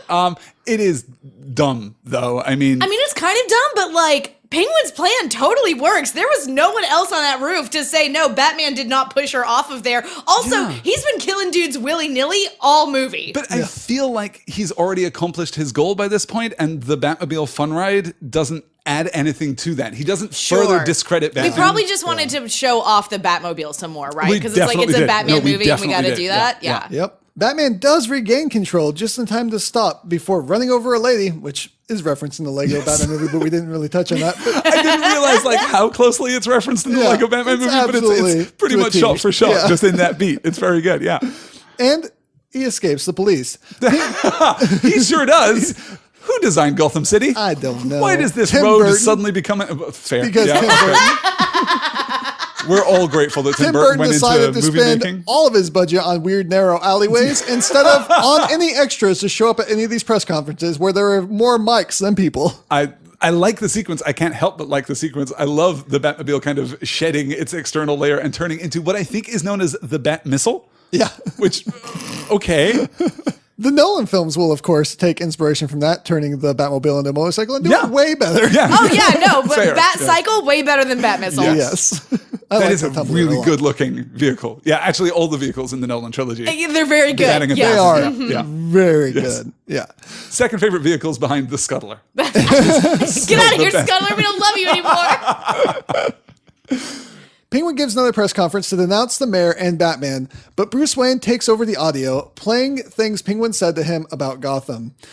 And this is where we get that moment where, just before this, where Bruce Wayne chastises Alfred for bringing up security. And he's like, well, who let Vicky Vale into the Batcave? Sam Hamm's jab there for the fans. They were so mad that they put that in that movie. I did it one time, Master Bruce. One time. Yeah. I really like that Bruce I Wayne... was drunk. Too much Peter Grigio, sir. I really appreciate that Batman enters the Batcave through an Iron Maiden torture device, kind of representing Bruce Wayne's tortured personality. I think it's a good choice. It's really cool. So Yeah, great. yeah. It's extremely cool. Very surprised. It's so weird that we set this up for this one sequence and that we Yeah. don't return to it. This isn't just his normal way of entering the Batcave, or it might be his normal way of entering the Batcave. We just don't see An it. Iron Maiden Right. that turns Apart from into this a moment. play place slide. Yeah, because yes, that's exactly what it does. Michael Keaton, when he comes out of the slide at the bottom and he's all business, he looks badass. Yeah. Yeah, he really does. But McDonald's, that's where you lost your marketing. You needed an Iron Maiden at the top of your play places. That's what you needed. Oh man, I love that we have an actual Batcave now too. Like he Yeah. finally Yeah. upgraded the closet. Yeah. The crowd turns on Penguin, throwing lettuce and tomatoes at him, and he escapes, firing on the crowd and returning to the sewer. It should be noted that Danny DeVito refused to stand in for the scene and actually let people throw these things at him. Yeah, it feels like Danny DeVito and Michelle Pfeiffer were engaged in like one-upmanship here. Yes. 'Cause, Yeah. live bird in the mouth? Well, that's fine. I'll stand here and let people pelt me with fruit. Inexplicable fruit that they always bring to speeches. I love that line. Yeah. Like, okay, It's no, such I a was good literally line. just thinking about this. Like, why? Like, who?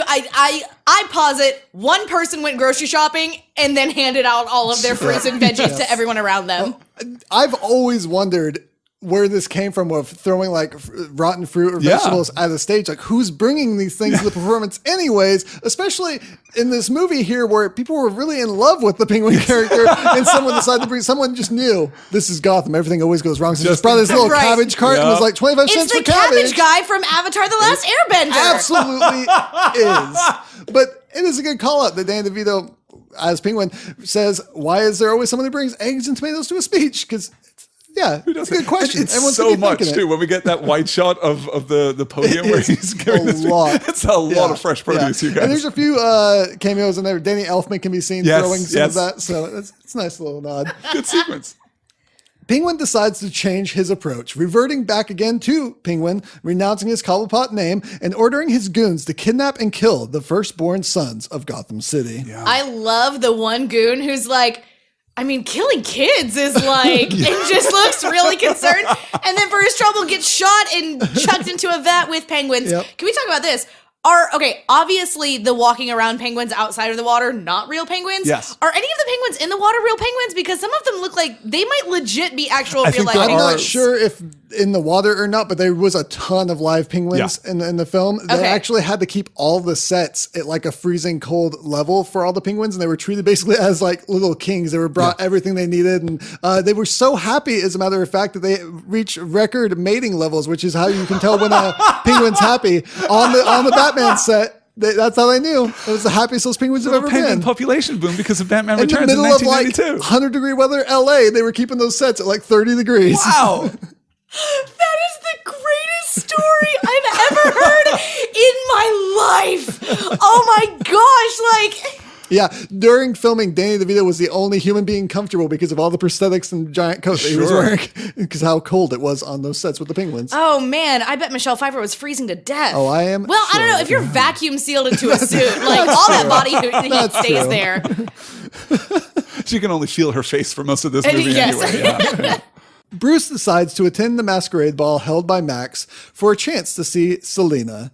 And I really appreciate him working on the Batmobile when he's talking about that. He's actually like wearing some like coveralls. And you can't take it to just some Joe Schmo's workshop. Yeah. Which I guess is supposed to be the beat that would have introduced Robin. Sure, we actually do take it to Joe Schmo's. I did not think about that. Yeah. That's great. Yeah. But instead we get this great shot of Michael Keaton just working on the Batmobile. Yeah. Awesome. I was thinking about this too. Like, I think I do enjoy Michael Keaton's performance overall. The only thing for me personally, and this is just a personal thing, but like whenever like he's being Bruce and like has on like his giant dad glasses, like watching the TV or whatever, like Michael Keaton, great Batman as Bruce Wayne, looks like somebody's dad. And I just can't quite get behind that. I think that's fair. I think that Christian Bale does a better Bruce Wayne. Like, it just like in looks and aesthetic. And I think that even Ben Affleck does a little bit better.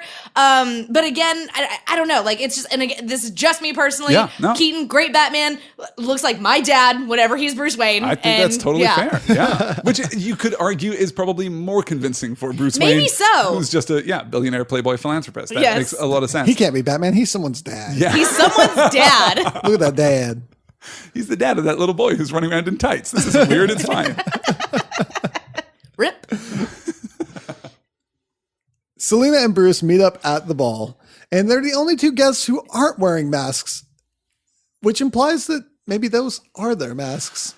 Yes. Yeah. Yes. You know, subtly. Yes. A little subtle, maybe. Yeah, little resonance there with this whole conversation. I love this. I don't get the sense that for Bruce Wayne, for this Bruce Wayne, that Bruce Wayne is the mask. I don't get the sense that Michael Keaton is Batman full-time and Bruce Wayne only when he has to be. Yeah. He's not that type of character, as opposed to, say, Christian Bale, who I think inhabits the opposite side of that spectrum. Right, exactly. But absolutely, this is a mask for Selina Kyle. She's liberated when she's Catwoman and not when she's in her civilian clothing. Yeah. Right. And this is where we get the quote that I was referencing earlier, where they say no hard feelings, and she says semi-hard, I'd say. Also, quick fashion watch real quick, because we did this for Batman 89 and we talked about how Kim Basinger's dress was just absolutely terrible. This dress on Michelle Pfeiffer is amazing. It certainly is. So good. Just she looks phenomenal. This entire scene, I think, is so good. So good. So good. So good. And Selina reveals that tiny pistol that she plans to shoot Max with, and they realize that their alter egos when they repeat the mistletoe lines and switching off with each other, which I really like. I really appreciate that. Brilliant. That, Bruce Wayne, greatest detective, he's Batman. There's no reason he should say this, but he knows in the moment, I just have to say that line. I got to finish the quote. Yeah, that sense that he's compelled and the performance that we get from Keaton in that scene, I think is fantastic. She's kind of in that disassociated space and echoing what has been said to her, which we've seen before when she returned to her apartment after being killed for the first time. She kind of has that same kind of repetitive perspective on things. This entire thing works. And then we anchor it in their humanity with that brilliant line, oh my God, does this mean we have to start fighting? Yeah. I love that moment from her. That line so much. This is so good. It's so good. And this entire sequence I adore. I adore whenever she is, flip-flopping between having a normal conversation and then is suddenly in tears whenever he's like, well, what do you plan to do? What are you doing? And she's like, I don't know, Bruce. I don't know. And it's just like, oh my God, you really don't though. You are literally flying by the seat of your weird leather pants.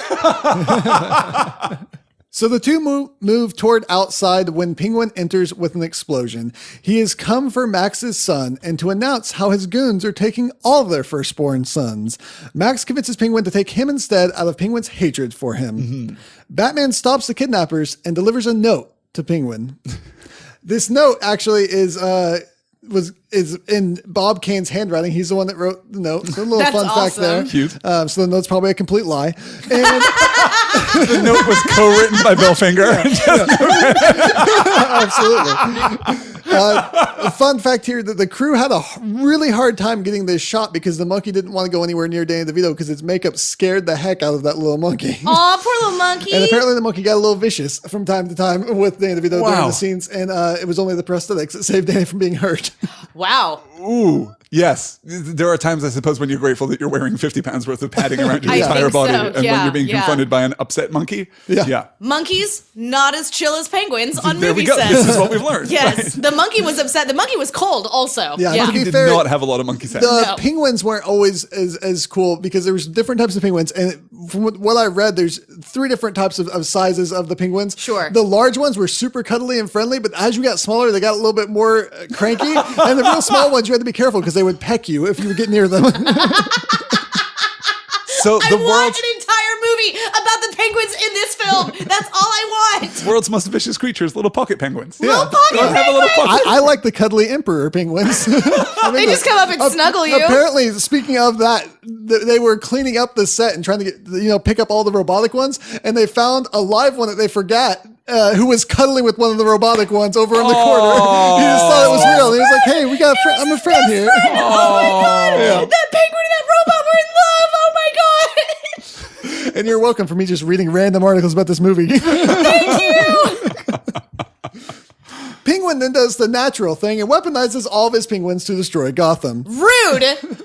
How dare you? Those penguins have done nothing but show you love and kindness. But I do appreciate his line. The sexes are equal with their erogenous zones blown sky high. I did like that line, yes. I hated that line. I wasn't a fan of this entire weird impromptu press conference that he gives to the penguins. It's presuming that the penguins speak English, you guys. That's clearly his intent here. I mean, he grew up with them. It's like the Jungle Book, well, right? then he should deliver it in penguin language, presumably. That's exactly what we should have it captioned. It's translated for us, okay?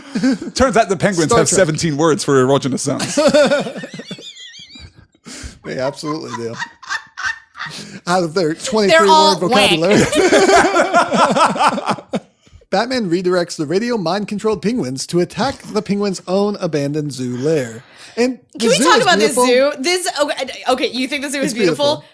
Disagree. This is like the Hell Zoo. This is like the Dark Zoo. Oh no, this is a zoo from the dark dimension. It's not a good zoo, but it's beautiful. Don't make that zoo, Brent. It's an obvious Gotham Zoo for sure. Yeah, exactly. This is the most Tim Burton thing I've ever seen in my life. It looks its most beautiful blowing up. Yes. It's yes. Exploding. I love watching darkness be purged from the earth. Penguin attacks Batman, but is himself attacked by agitated bats, and he takes a great fall into the waters of his lair. Catwoman shows up to kill Max, but Batman stops her, pulling off his own mask and trying to reason with her. I love when Batman first shows up and grabs Max by the face and says, "Shut up, you're going to jail." Yeah, it's so good. Very good. Yeah. Maybe one of my favorite moments of the whole film. I also love how messed up Selina's costume is at this point, with her hair half frazzled out of it, and you can see the threads starting to come apart at the seams. It's So good. Very, very good. Yeah. This is going to be a little quote heavy for me here at the end because there's just so much good dialogue. Oh, it's perfect. Catwoman saying, Bruce, I would love to live with you in your castle forever, just like in a fairy tale. I just couldn't live with myself. So don't pretend this is a happy ending. And then Max realizing, going, Selena Kyle, you're fired. And Bruce Good walking moment. I was wondering who was going to do the walking here on the podcast, and it was you, Vinton, and it was great. Thank you for that. Shocked that Christopher Walken doesn't talk like Christopher Walken all the time. That really threw me. Yeah. I didn't know moments, that he was actually like a legit actor. I did not know fair. this. No, that's absolutely fair. Yeah. Why are you dressed up like Batman? Because he is Batman, you moron. And then we get was. And he shoots him and then just knocks him out for just, momentarily. And then he shoots Selena 3 times. So many times. Yeah, so many, all the times. And I really like Selena's dialogue here. You killed me. The Penguin killed me. Batman killed me. That's 3 lives down. You got enough to finish me off? This is seeing Selena just lose track of herself here. It's really tough to watch. I mean, completely engaging and mesmerizing. But yeah, as he shoots her twice and she recites 4 or 5 still alive, when she cracks her whip there and she's still got it, he fires twice more and she says 6, 7, all good girls go to heaven. And she's just faltering here at the end. It's amazing. And then we get, the final line. 2 lives left. I think I'll save 1 for next Christmas. But in the meantime, how about a kiss, Santa Claus? And she uses the taser and a power line somehow to fry them both. But also, judging from that last shot, completely reconstitute her costume. Good work. It melts it back together. Does it? Yeah. Perfect. Yeah. They went through 60 Catwoman costumes during the months that they filmed this. Wow. And each one cost $1,000. Wow. That's $60,000 alone on Catwoman suits.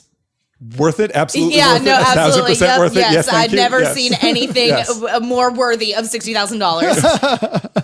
So do you guys like Batman decowaling here? Do you, because this is the second Batman movie, and now here he is kind of revealing himself and addressing that essential dichotomy in his character. Mm-hmm. Does that work for you emotionally in this movie? It feels unnecessary as a plot point, but it works really well for me in the way that it's acted and the way that then the dialogue then acts off of that. So I really like it. Actually. Right. I was thinking about it while it was happening and trying to decide, like, is this good? Are we good? And I think that because I knew, like, as a person viewing this movie, I was like, oh, okay, well, we're going to get rid of Christopher Walken. He's probably not going to jail. He's probably going to die. And then, like, of course, Selena's going to know who he is. She already knows who he is. So I was able to justify it being like, no, this is probably fine. Like, nobody in this room is going to go blabbing this secret to anybody. So I was okay with it. Again, the only thing I didn't like was how easy it was for him to rip the mask.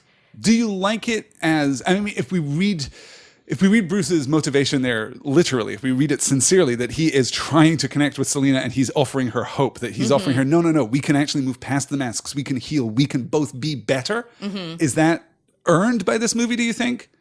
Because we criticized Batman 89, rightly so, for forcing this relationship between Bruce and Vicky Vale. Yes. Like, they have no chemistry together. They just immediately fall into bed together and we're supposed to buy it. Yeah. I'm much more convinced by Bruce and Selena. The chemistry works really well. Yeah. It covers a multitude of things. That's fair, actually. Yeah, I think, we're engaged emotionally by it, even if intellectually we might be left a little cold. Because it is pushed. Yeah. But the chemistry really I think that it does work better here, especially because they have interacted so much prior to this, and especially following their interactions like at the dance. I think that I do buy it. Yeah. And this is, of course, where Catwoman was supposed to die with this electric kiss, but the studio saw how much test audience loved the character so much, and they decided to keep her alive. And this is also, if they'd gone with Harvey Dent, this is where he would have become Two-Face. Yeah, I really like that. Obviously, we talked a lot about Billy D. Williams in the 89 Batman, loving the hell out of his performance. He would have been great here. The character dynamics between him and the Penguin would have necessarily been very different, but I love the idea of White Knight Harvey Dent actually trying to draw the Penguin back into community, where he's not a villain. He's actually a good guy who's just misguided. Yeah, and I haven't really thought about that. There's an interesting possible tension there. Again, it would have been that much more adult. It would have been that much more mature. It would have been that much more difficult to communicate readily. But I'm into that idea. And I'm not sure ultimately why we kept this idea that no, we'll keep our powder dry with Harvey Dent. He's going to show up in movie 7 of this Batman series. Okay, but you could also just make a story about him pretty quickly, pretty immediately. He was there in the first one. Okay, it's fine. But This is when we have Penguin reemerging, grabbing an umbrella and threatening Batman. And I really love his line. Oh, shit, I picked a cute one. This is heartbreaking. Found myself surprisingly, genuinely emotionally moved by this moment as he's moving toward Batman, as he's moving toward Bruce, and he's talking about just being too hot, that he's just overwhelmed by the heat here and he needs a nice drink of iced water, and then I'll murder you momentarily. You know? It's a good line. It's a good line, but it's just, Penguin is, for me at least, absolutely a victim. He's a victim of Gotham. Yeah. He's a victim of the hypocrisy of Gotham. He's a victim of this discordant discontinuity between the glittering spires of Gotham's and literally the sewers of Gotham. Yeah. Here he is just rendered utterly inhuman at the end. It does lack a certain something because ultimately he slides into the water thanks to the help of telekinetic penguins. Yep, 6 people in penguin costumes magically drag Oswald to his watery grave without ever touching him. I mean, okay. We don't even make an effort. Again, if you look at this movie, you look at some of this stuff in this movie, and you're just like, black magic, a lot of these problems go away. This is the most black magic thing, yes. Second most. We do literally have Selina come back to life because of kitty kisses. Again, could come back because of insanity. That's very much Insanity doesn't bring you back from death. In Batman, it does. Oh, well, that's just another form of dark magic. Yeah, the penguins are weird. The slide into the water is fine. I mean, it's good. The floating It's away of funny this now. bloated corpse is weird. It's dark though. Yeah. Yeah. Yes, absolutely. I love the ending to this film. This entire showdown sequence. Just I think it's works really good. amazingly. Yeah. Afterward, Alfred drives Bruce home after this, long drawn out wearing event. But he sees a shadow resembling Catwoman and follows it, finding her black cat and taking it home, which I kind of like that moment. Yeah, it's a good moment. It's really And I good. really like him saying, "Merry Christmas and goodwill toward men," looking at the cat and women. Yeah. It's a good one. It's nice. And then the bat signal lights up the sky as Catwoman watches from afar. Our good $250,000 shot there with our stand-in. It is a great shot. It's a good shot. It's a beautiful shot. Yeah. And also, I think it's maybe the first time in the movie that we get a clear shot of the back of Catwoman's mask. Oh, yeah. And the ears are just perfect. They're just Also so one good. of the only sky shots in the film because everything was done on sets. Yeah. Yeah. It's amazing. I did read actually about this movie that all of the Gotham sets, they preserved a lot of the Gotham sets from Batman 89, which is why we revisit some of these locations. They're just Sure. redressed, which is smart because it costs Yeah. $250,000 to preserve these sets, but they Yes. cost $5 million to make in the first place. So Right. that's another example of this movie not just having a higher budget, but that money going further, which makes Yes. a lot of sense. But apparently all of the sets were movable. Yes. So half of the Warner That's Brothers so lot cool. was Batman Returns at this point, but they would keep reconfiguring the sets for different camera locations. So you would walk into the set, which Yeah. is, acres and acres of Gotham City here Right. on the Warner lot, and not know where anything was. And apparently Michelle Pfeiffer would Michelle consistently Pfeiffer would get get lost often. going to where she was Oh, supposed to no. go. But lost in the labyrinthine alleys of Gotham. So Right. not inappropriately lost, kind of Right. thematically appropriately What do you lost, do at that point? It's just Batman! Ah, Tim! And that's our movie. It's so good! It's so good. It really is. It's just, for me personally, yes, the Lego Batman movie is great. I'm always going to be a little less enthusiastic about parodies and satires than I am Sure, about yeah. original texts because I love the core story so much. This is my favorite Batman movie, I think. I definitely need to revisit the Nolan trilogy. Sure. But I think this is just above those films. I generally like those films, but I think this is a little bit better. It's certainly my favorite thing. My favorite movie that we've covered in Bat Month, Batgirl of Burnside, still number one for me. It's still so good. absolutely. Yeah. I think that's basically the same for me as well. Although I would probably do Batgirl of Burnside, Lego Batman, and then Batman Returns. I think that's yeah. a perfectly solid top three. Yeah. Nailed it. I read an article that I wanted to mention before we actually ended our episode here that suggests that you should watch this movie making your TV black and white, lowering the contrast all the way, muting it, putting subtitles on, and playing a Richard Wagner record over it to make it like a brilliant 30s or 40s German expressionist silent film. They said it's just brilliant to do.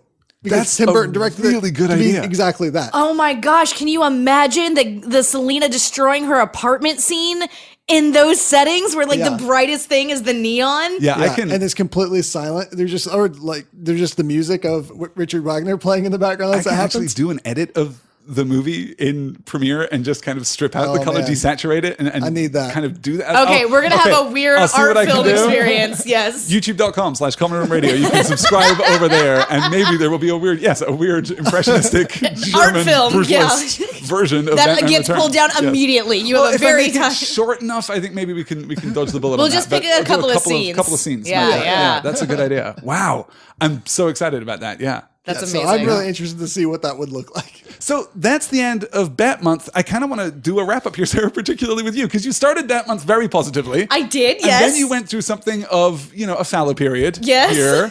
And now we're closing out with a movie that you really like. Yes. How do you feel about Batman at the end of this month? Hang on, I haven't actually thought about this. Like, all right, here's the thing. Like, as a concept, I'm still not certain about Batman, but different like iterations I think I'm into. So I suppose it's going to depend. I mean, I don't think that I'm in the same. So the joke that we make with Vinton all the time is that he's a Marvel fanboy who loves Batman, right? I don't think that that's where I'm at. I don't think that I'm now suddenly like, yeah, Batman, like all the time, always. Sure.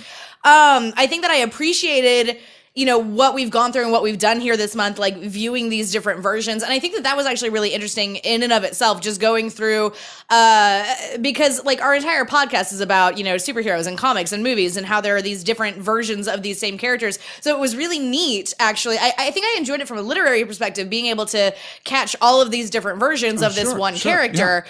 Yeah. I think that as a conceit, generally, I like Batman. Mm-hmm. I don't like him any more than I like any of my other heroes. Right. Is the thing. I don't think that he's like gone up in a list at all or anything like that. Are you receptive to the idea? Do you agree with the idea that the reason that we Marvel fanboys like Batman is that Batman is the most Marvel of the DC heroes? Do you think that... I don't think I was presented enough information this month in order to make that declaration. Do any of these Batman that we've seen, that we've studied over the... Or Batgirl, if we're looking at Batgirl or Burnside, would these characters work for you within the bounds of the MCU? Could you see Cap and Tony hanging out with this Batman or a Batman? I think that they could hang out with a Batman. I don't know which... Probably... Well, no. I don't know. It would be interesting to watch the Nolan Batman movies again and then try to make that comparison, because those are much more contemporary as far as like film design, costume design, production values and things like that. And formative in a sense for the modern MCU. Yes. You wouldn't have, the MCU wouldn't look and feel the way that it does if it weren't for Nolan's Batman. Yeah, exactly. I definitely could see Batgirl of Burnside hanging out with like Natasha and Peggy Carter, Patsy Walker. Yeah, absolutely. Gosh, like Redheaded Detectives Club. Yes. Oh my God. Yes. Kate Bishop, Jessica Jones. Yeah. No, they would be amazing. Like Batgirl would fit right in with all of them, which would be fantastic. But yeah, compared to like the MCU now, I mean, again, just like what you said, like we wouldn't have the MCU as it is if it weren't for the Nolan Batman films, which were like so formative to like what superhero movies need to look like. So it'll be interesting whenever we talk about those and then kind of talk about that conceit and that idea. For right now, I do get it. I do get why like Marvel people really, really enjoy Batman. Yeah. I just don't think that we have found my Batman quite yet. Yeah. That's fair. The good news is he's out there. He's out there somewhere. Different versions of Batman on some alternate Earth. One day I will find my Batman. One day my Batman will come. You did it, yeah. You beat me by 1 second. There are many more Batmen in the sea. And penguins. Having a lot of penguin sex, apparently. Penguins. Happy penguins. Vinton, how do you feel about Batman after Batmonth here on Excelsior? I feel the same as I always have. I love Batman. Batman's probably number 3 on superhero franchise. Sure. After? X-Men and Spider-Man. Nice. Fair. Nice. Yeah. I think that, we've done a good gloss of Batman here. I don't necessarily think that I've found my Batman that I love the most either, but there's definitely potential at the heart of this character. It's an archetype that really appeals to me. And I mean, there are problems, even with Batman Returns, which I adore as a film. There are problems here. I don't like a Batman who kills people. I don't like a Batman who is this. Okay, you know what? It's not that I don't want a Batman who kills people. I actually don't care if Batman kills people as long as it's well motivated. I don't like a Batman who doesn't care. I don't like a Batman who kills people casually or is engaged with Gotham City casually. Batman should be driven and focused and much more present than he is. I like the idea very much of a Batman story wherein he is in conflict between his devotion to Gotham and his devotion to someone like Selena Kyle. Like there's so much narrative potential there. I want that very much. But I like pretty much everything that we've covered. I think it's been a really fun month here, and I'm looking forward to discussing the Nolan trilogy. I do have to say that I had a hard time finding necessarily my Batman this month as well, and I think that's going to be hard anytime we talk about Batman, because for me, what really creates Batman is the long comic book runs that we'll never really be able to cover 40, 50 issues of a Batman series. I guess we could maybe do a just general Batman discussion over certain stories where we don't actually break down the story, but we just discuss, 50 comics of Batman, maybe Tom King's whole run up until a certain point or something like that. That would be a way to discuss the Batman that I know and love, but there's no real small single story that can be discussed the way we do it. You're right. There really is something about the weight of that legacy on Batman that I like a lot. I think this is one of the reasons that I really like Ben Affleck as Batman, that I really like the Batman versus Superman and Justice League versions of Batman that we get, because he's been Batman for a while. He's been Batman for a long old, time. crotchety, crazy Batman at this that point. shot that we get at the beginning of Batman versus Superman, where you get the Robin costume with the Joker spray paint on top of it. That's fantastic. I want that. Because not the story. I don't necessarily need to see what happened there. I just like the idea that this Batman has been tested again and again and again and again, and he's been hardened by these experiences. Yeah. And then through his connection with Diana, hopefully opens up again. That is the thing which I'm most curious to see in Justice League. Yes. How do they handle Batman, and how do they handle the Batman-Diana relationship? I want that so badly. So we'll see, because we're going to be talking about Justice League in just a few weeks. But next week on Excelsior, Sarah, we're doing Thor Ragnarok, and we're finally going back to Marvel, and I'm so excited, you guys! So we have our plans. We have our tickets. Vinton, you're going to go see this movie Thursday night. Then we're all going to go Friday morning and see it. We'll have lunch, and then we'll record the podcast. So it's going to be very fresh. We're going to have a lot of enthusiasm. There's probably going to be a lot of shouting. The critical response to Thor Ragnarok has been extremely good so far. And it runs like 90 minutes. Which is pretty exciting. Yes. I'm surprised that both of these Batman movies, the 89 and the 92 Batman movies, ran over 2 hours. 2 hours. Yeah, it was crazy. It feels like a long time, particularly for Batman 89, because the pacing in that movie, you guys. It's so bad, but we're done and we never have to talk about it again. It's going to be real good. I'm very, very excited. Then the following week, we're looking at the first volume of Faith from Valiant Comics. This is the first Valiant Comics title that we've covered, right? This is the first 4 issues of the Faith series. I think it was released as a limited series. It was only supposed to be 4 issues. Then it was turned into an ongoing. So this is an enclosed story. The first volume is called Hollywood and Vine. It's written by Jody Hauser with art by Francis Portela and Marguerite Sauvage. I can't wait to talk about this book. It's going to be so good. Yeah, I'm really excited. Also beautiful from the jump, just gorgeous. So next week, Thor Ragnarok, then Faith, Hollywood and Vine, the first volume of the Faith series from Valiant Comics. Can't wait, you guys. And then Justice League. And then Justice League. Then a small independent film that's coming out starring a Batman and a Woman of Wonder. It's going to be, I don't know. I haven't heard that much about it, honestly. Do you think they're going to call her Wonder Woman in the movie? Because they have not done that in either of the films that she's been in yet. They just call her Diana. I can't imagine that they're going to, right? Like, there's no way that you can look at her and with a serious face be like, hey, Wonder Woman. I mean, maybe you can. There might be a joke where they're talking about like the W crest. Sure. And like that is, we might get like a news report from a Lois Lane stand-in. Yes, who's just going to be talking about the Wonder Woman. That's possible. But that is possible. I think they'd have to do it with a wink. They can't the do that Batman, with a straight the face, Wonder right? Woman, the Aquaman, the Running Man. Sure. Well, I think the Flash actually works man. okay. He does the red flash streak. around. Yeah, the red streak. The red streak. Good recurring joke from the first season of the Flash on the CW. Yeah, Robo Dude. Robo Boy. Fine. Anyway, that's our plan here on Excelsior. Thor, Faith, and then Justice League. We hope that you stick with us, and we hope that you spread the word about our little show that we do. The little show that could. Yeah. Ratings and reviews help. Yep. And if you like the show and you want to support us and help us continue making this show, and if you have any suggestions at all about like what you would be interested in seeing us cover, you can get in touch with us over on Twitter. We are collectively at ExcelsiorCast. You can also support us over on Patreon. Go to patreon.com/Common Room Radio. You can kick us $1 a month or whatever you can afford and get access to gag reels of this show, which are always amazing and funny and really, really, really good. You can talk to me on Twitter at Elsa Grab the Salt. I'm at Paper Bullets. And I'm at Fleshy there, and you can hear more from me from the Read Brave Comics podcast over at graphocast.com, GRAPHOCAST.com. Where you can hear me talk about This Week in Comics every week. It's a great show. It's so I good. love that show. Yes, It's a little 10-minute show. It's one of my favorite things now. Yeah. I listen to that the minute it downloads. It's pretty good. I just don't get enough of you in my life, Vinton. That's the good thing about what I've changed. I really enjoy doing those smaller shows where they're 8 to 20 minutes somewhere in there. Really great. Excellent. Good work. Well, I think that's going to do it for us this week. So, guys, Bat Month is done. We did it. Congratulations. We've we emerged made it through. from the Batcave. We have. We are now fully fledged Batmen. Yep, I'm sticking with it. Okay. Yep. We are men of bats. So you reconsider that? So you decide to stick with it? Yeah. Commit to the bit. Commit to the bit. Here we are. Sickos commit. And that's where we're at. Thank you guys so much for listening. And we'll see you next week talking about Thor Ragnarok. Once again from Common Room Radio, I'm Sarah K. Bazan. I'm Alistair Stevens. And I'm Vinton Bain. And I don't know about you, Miss Kitty, but I feel so much yummier. I'm Batman!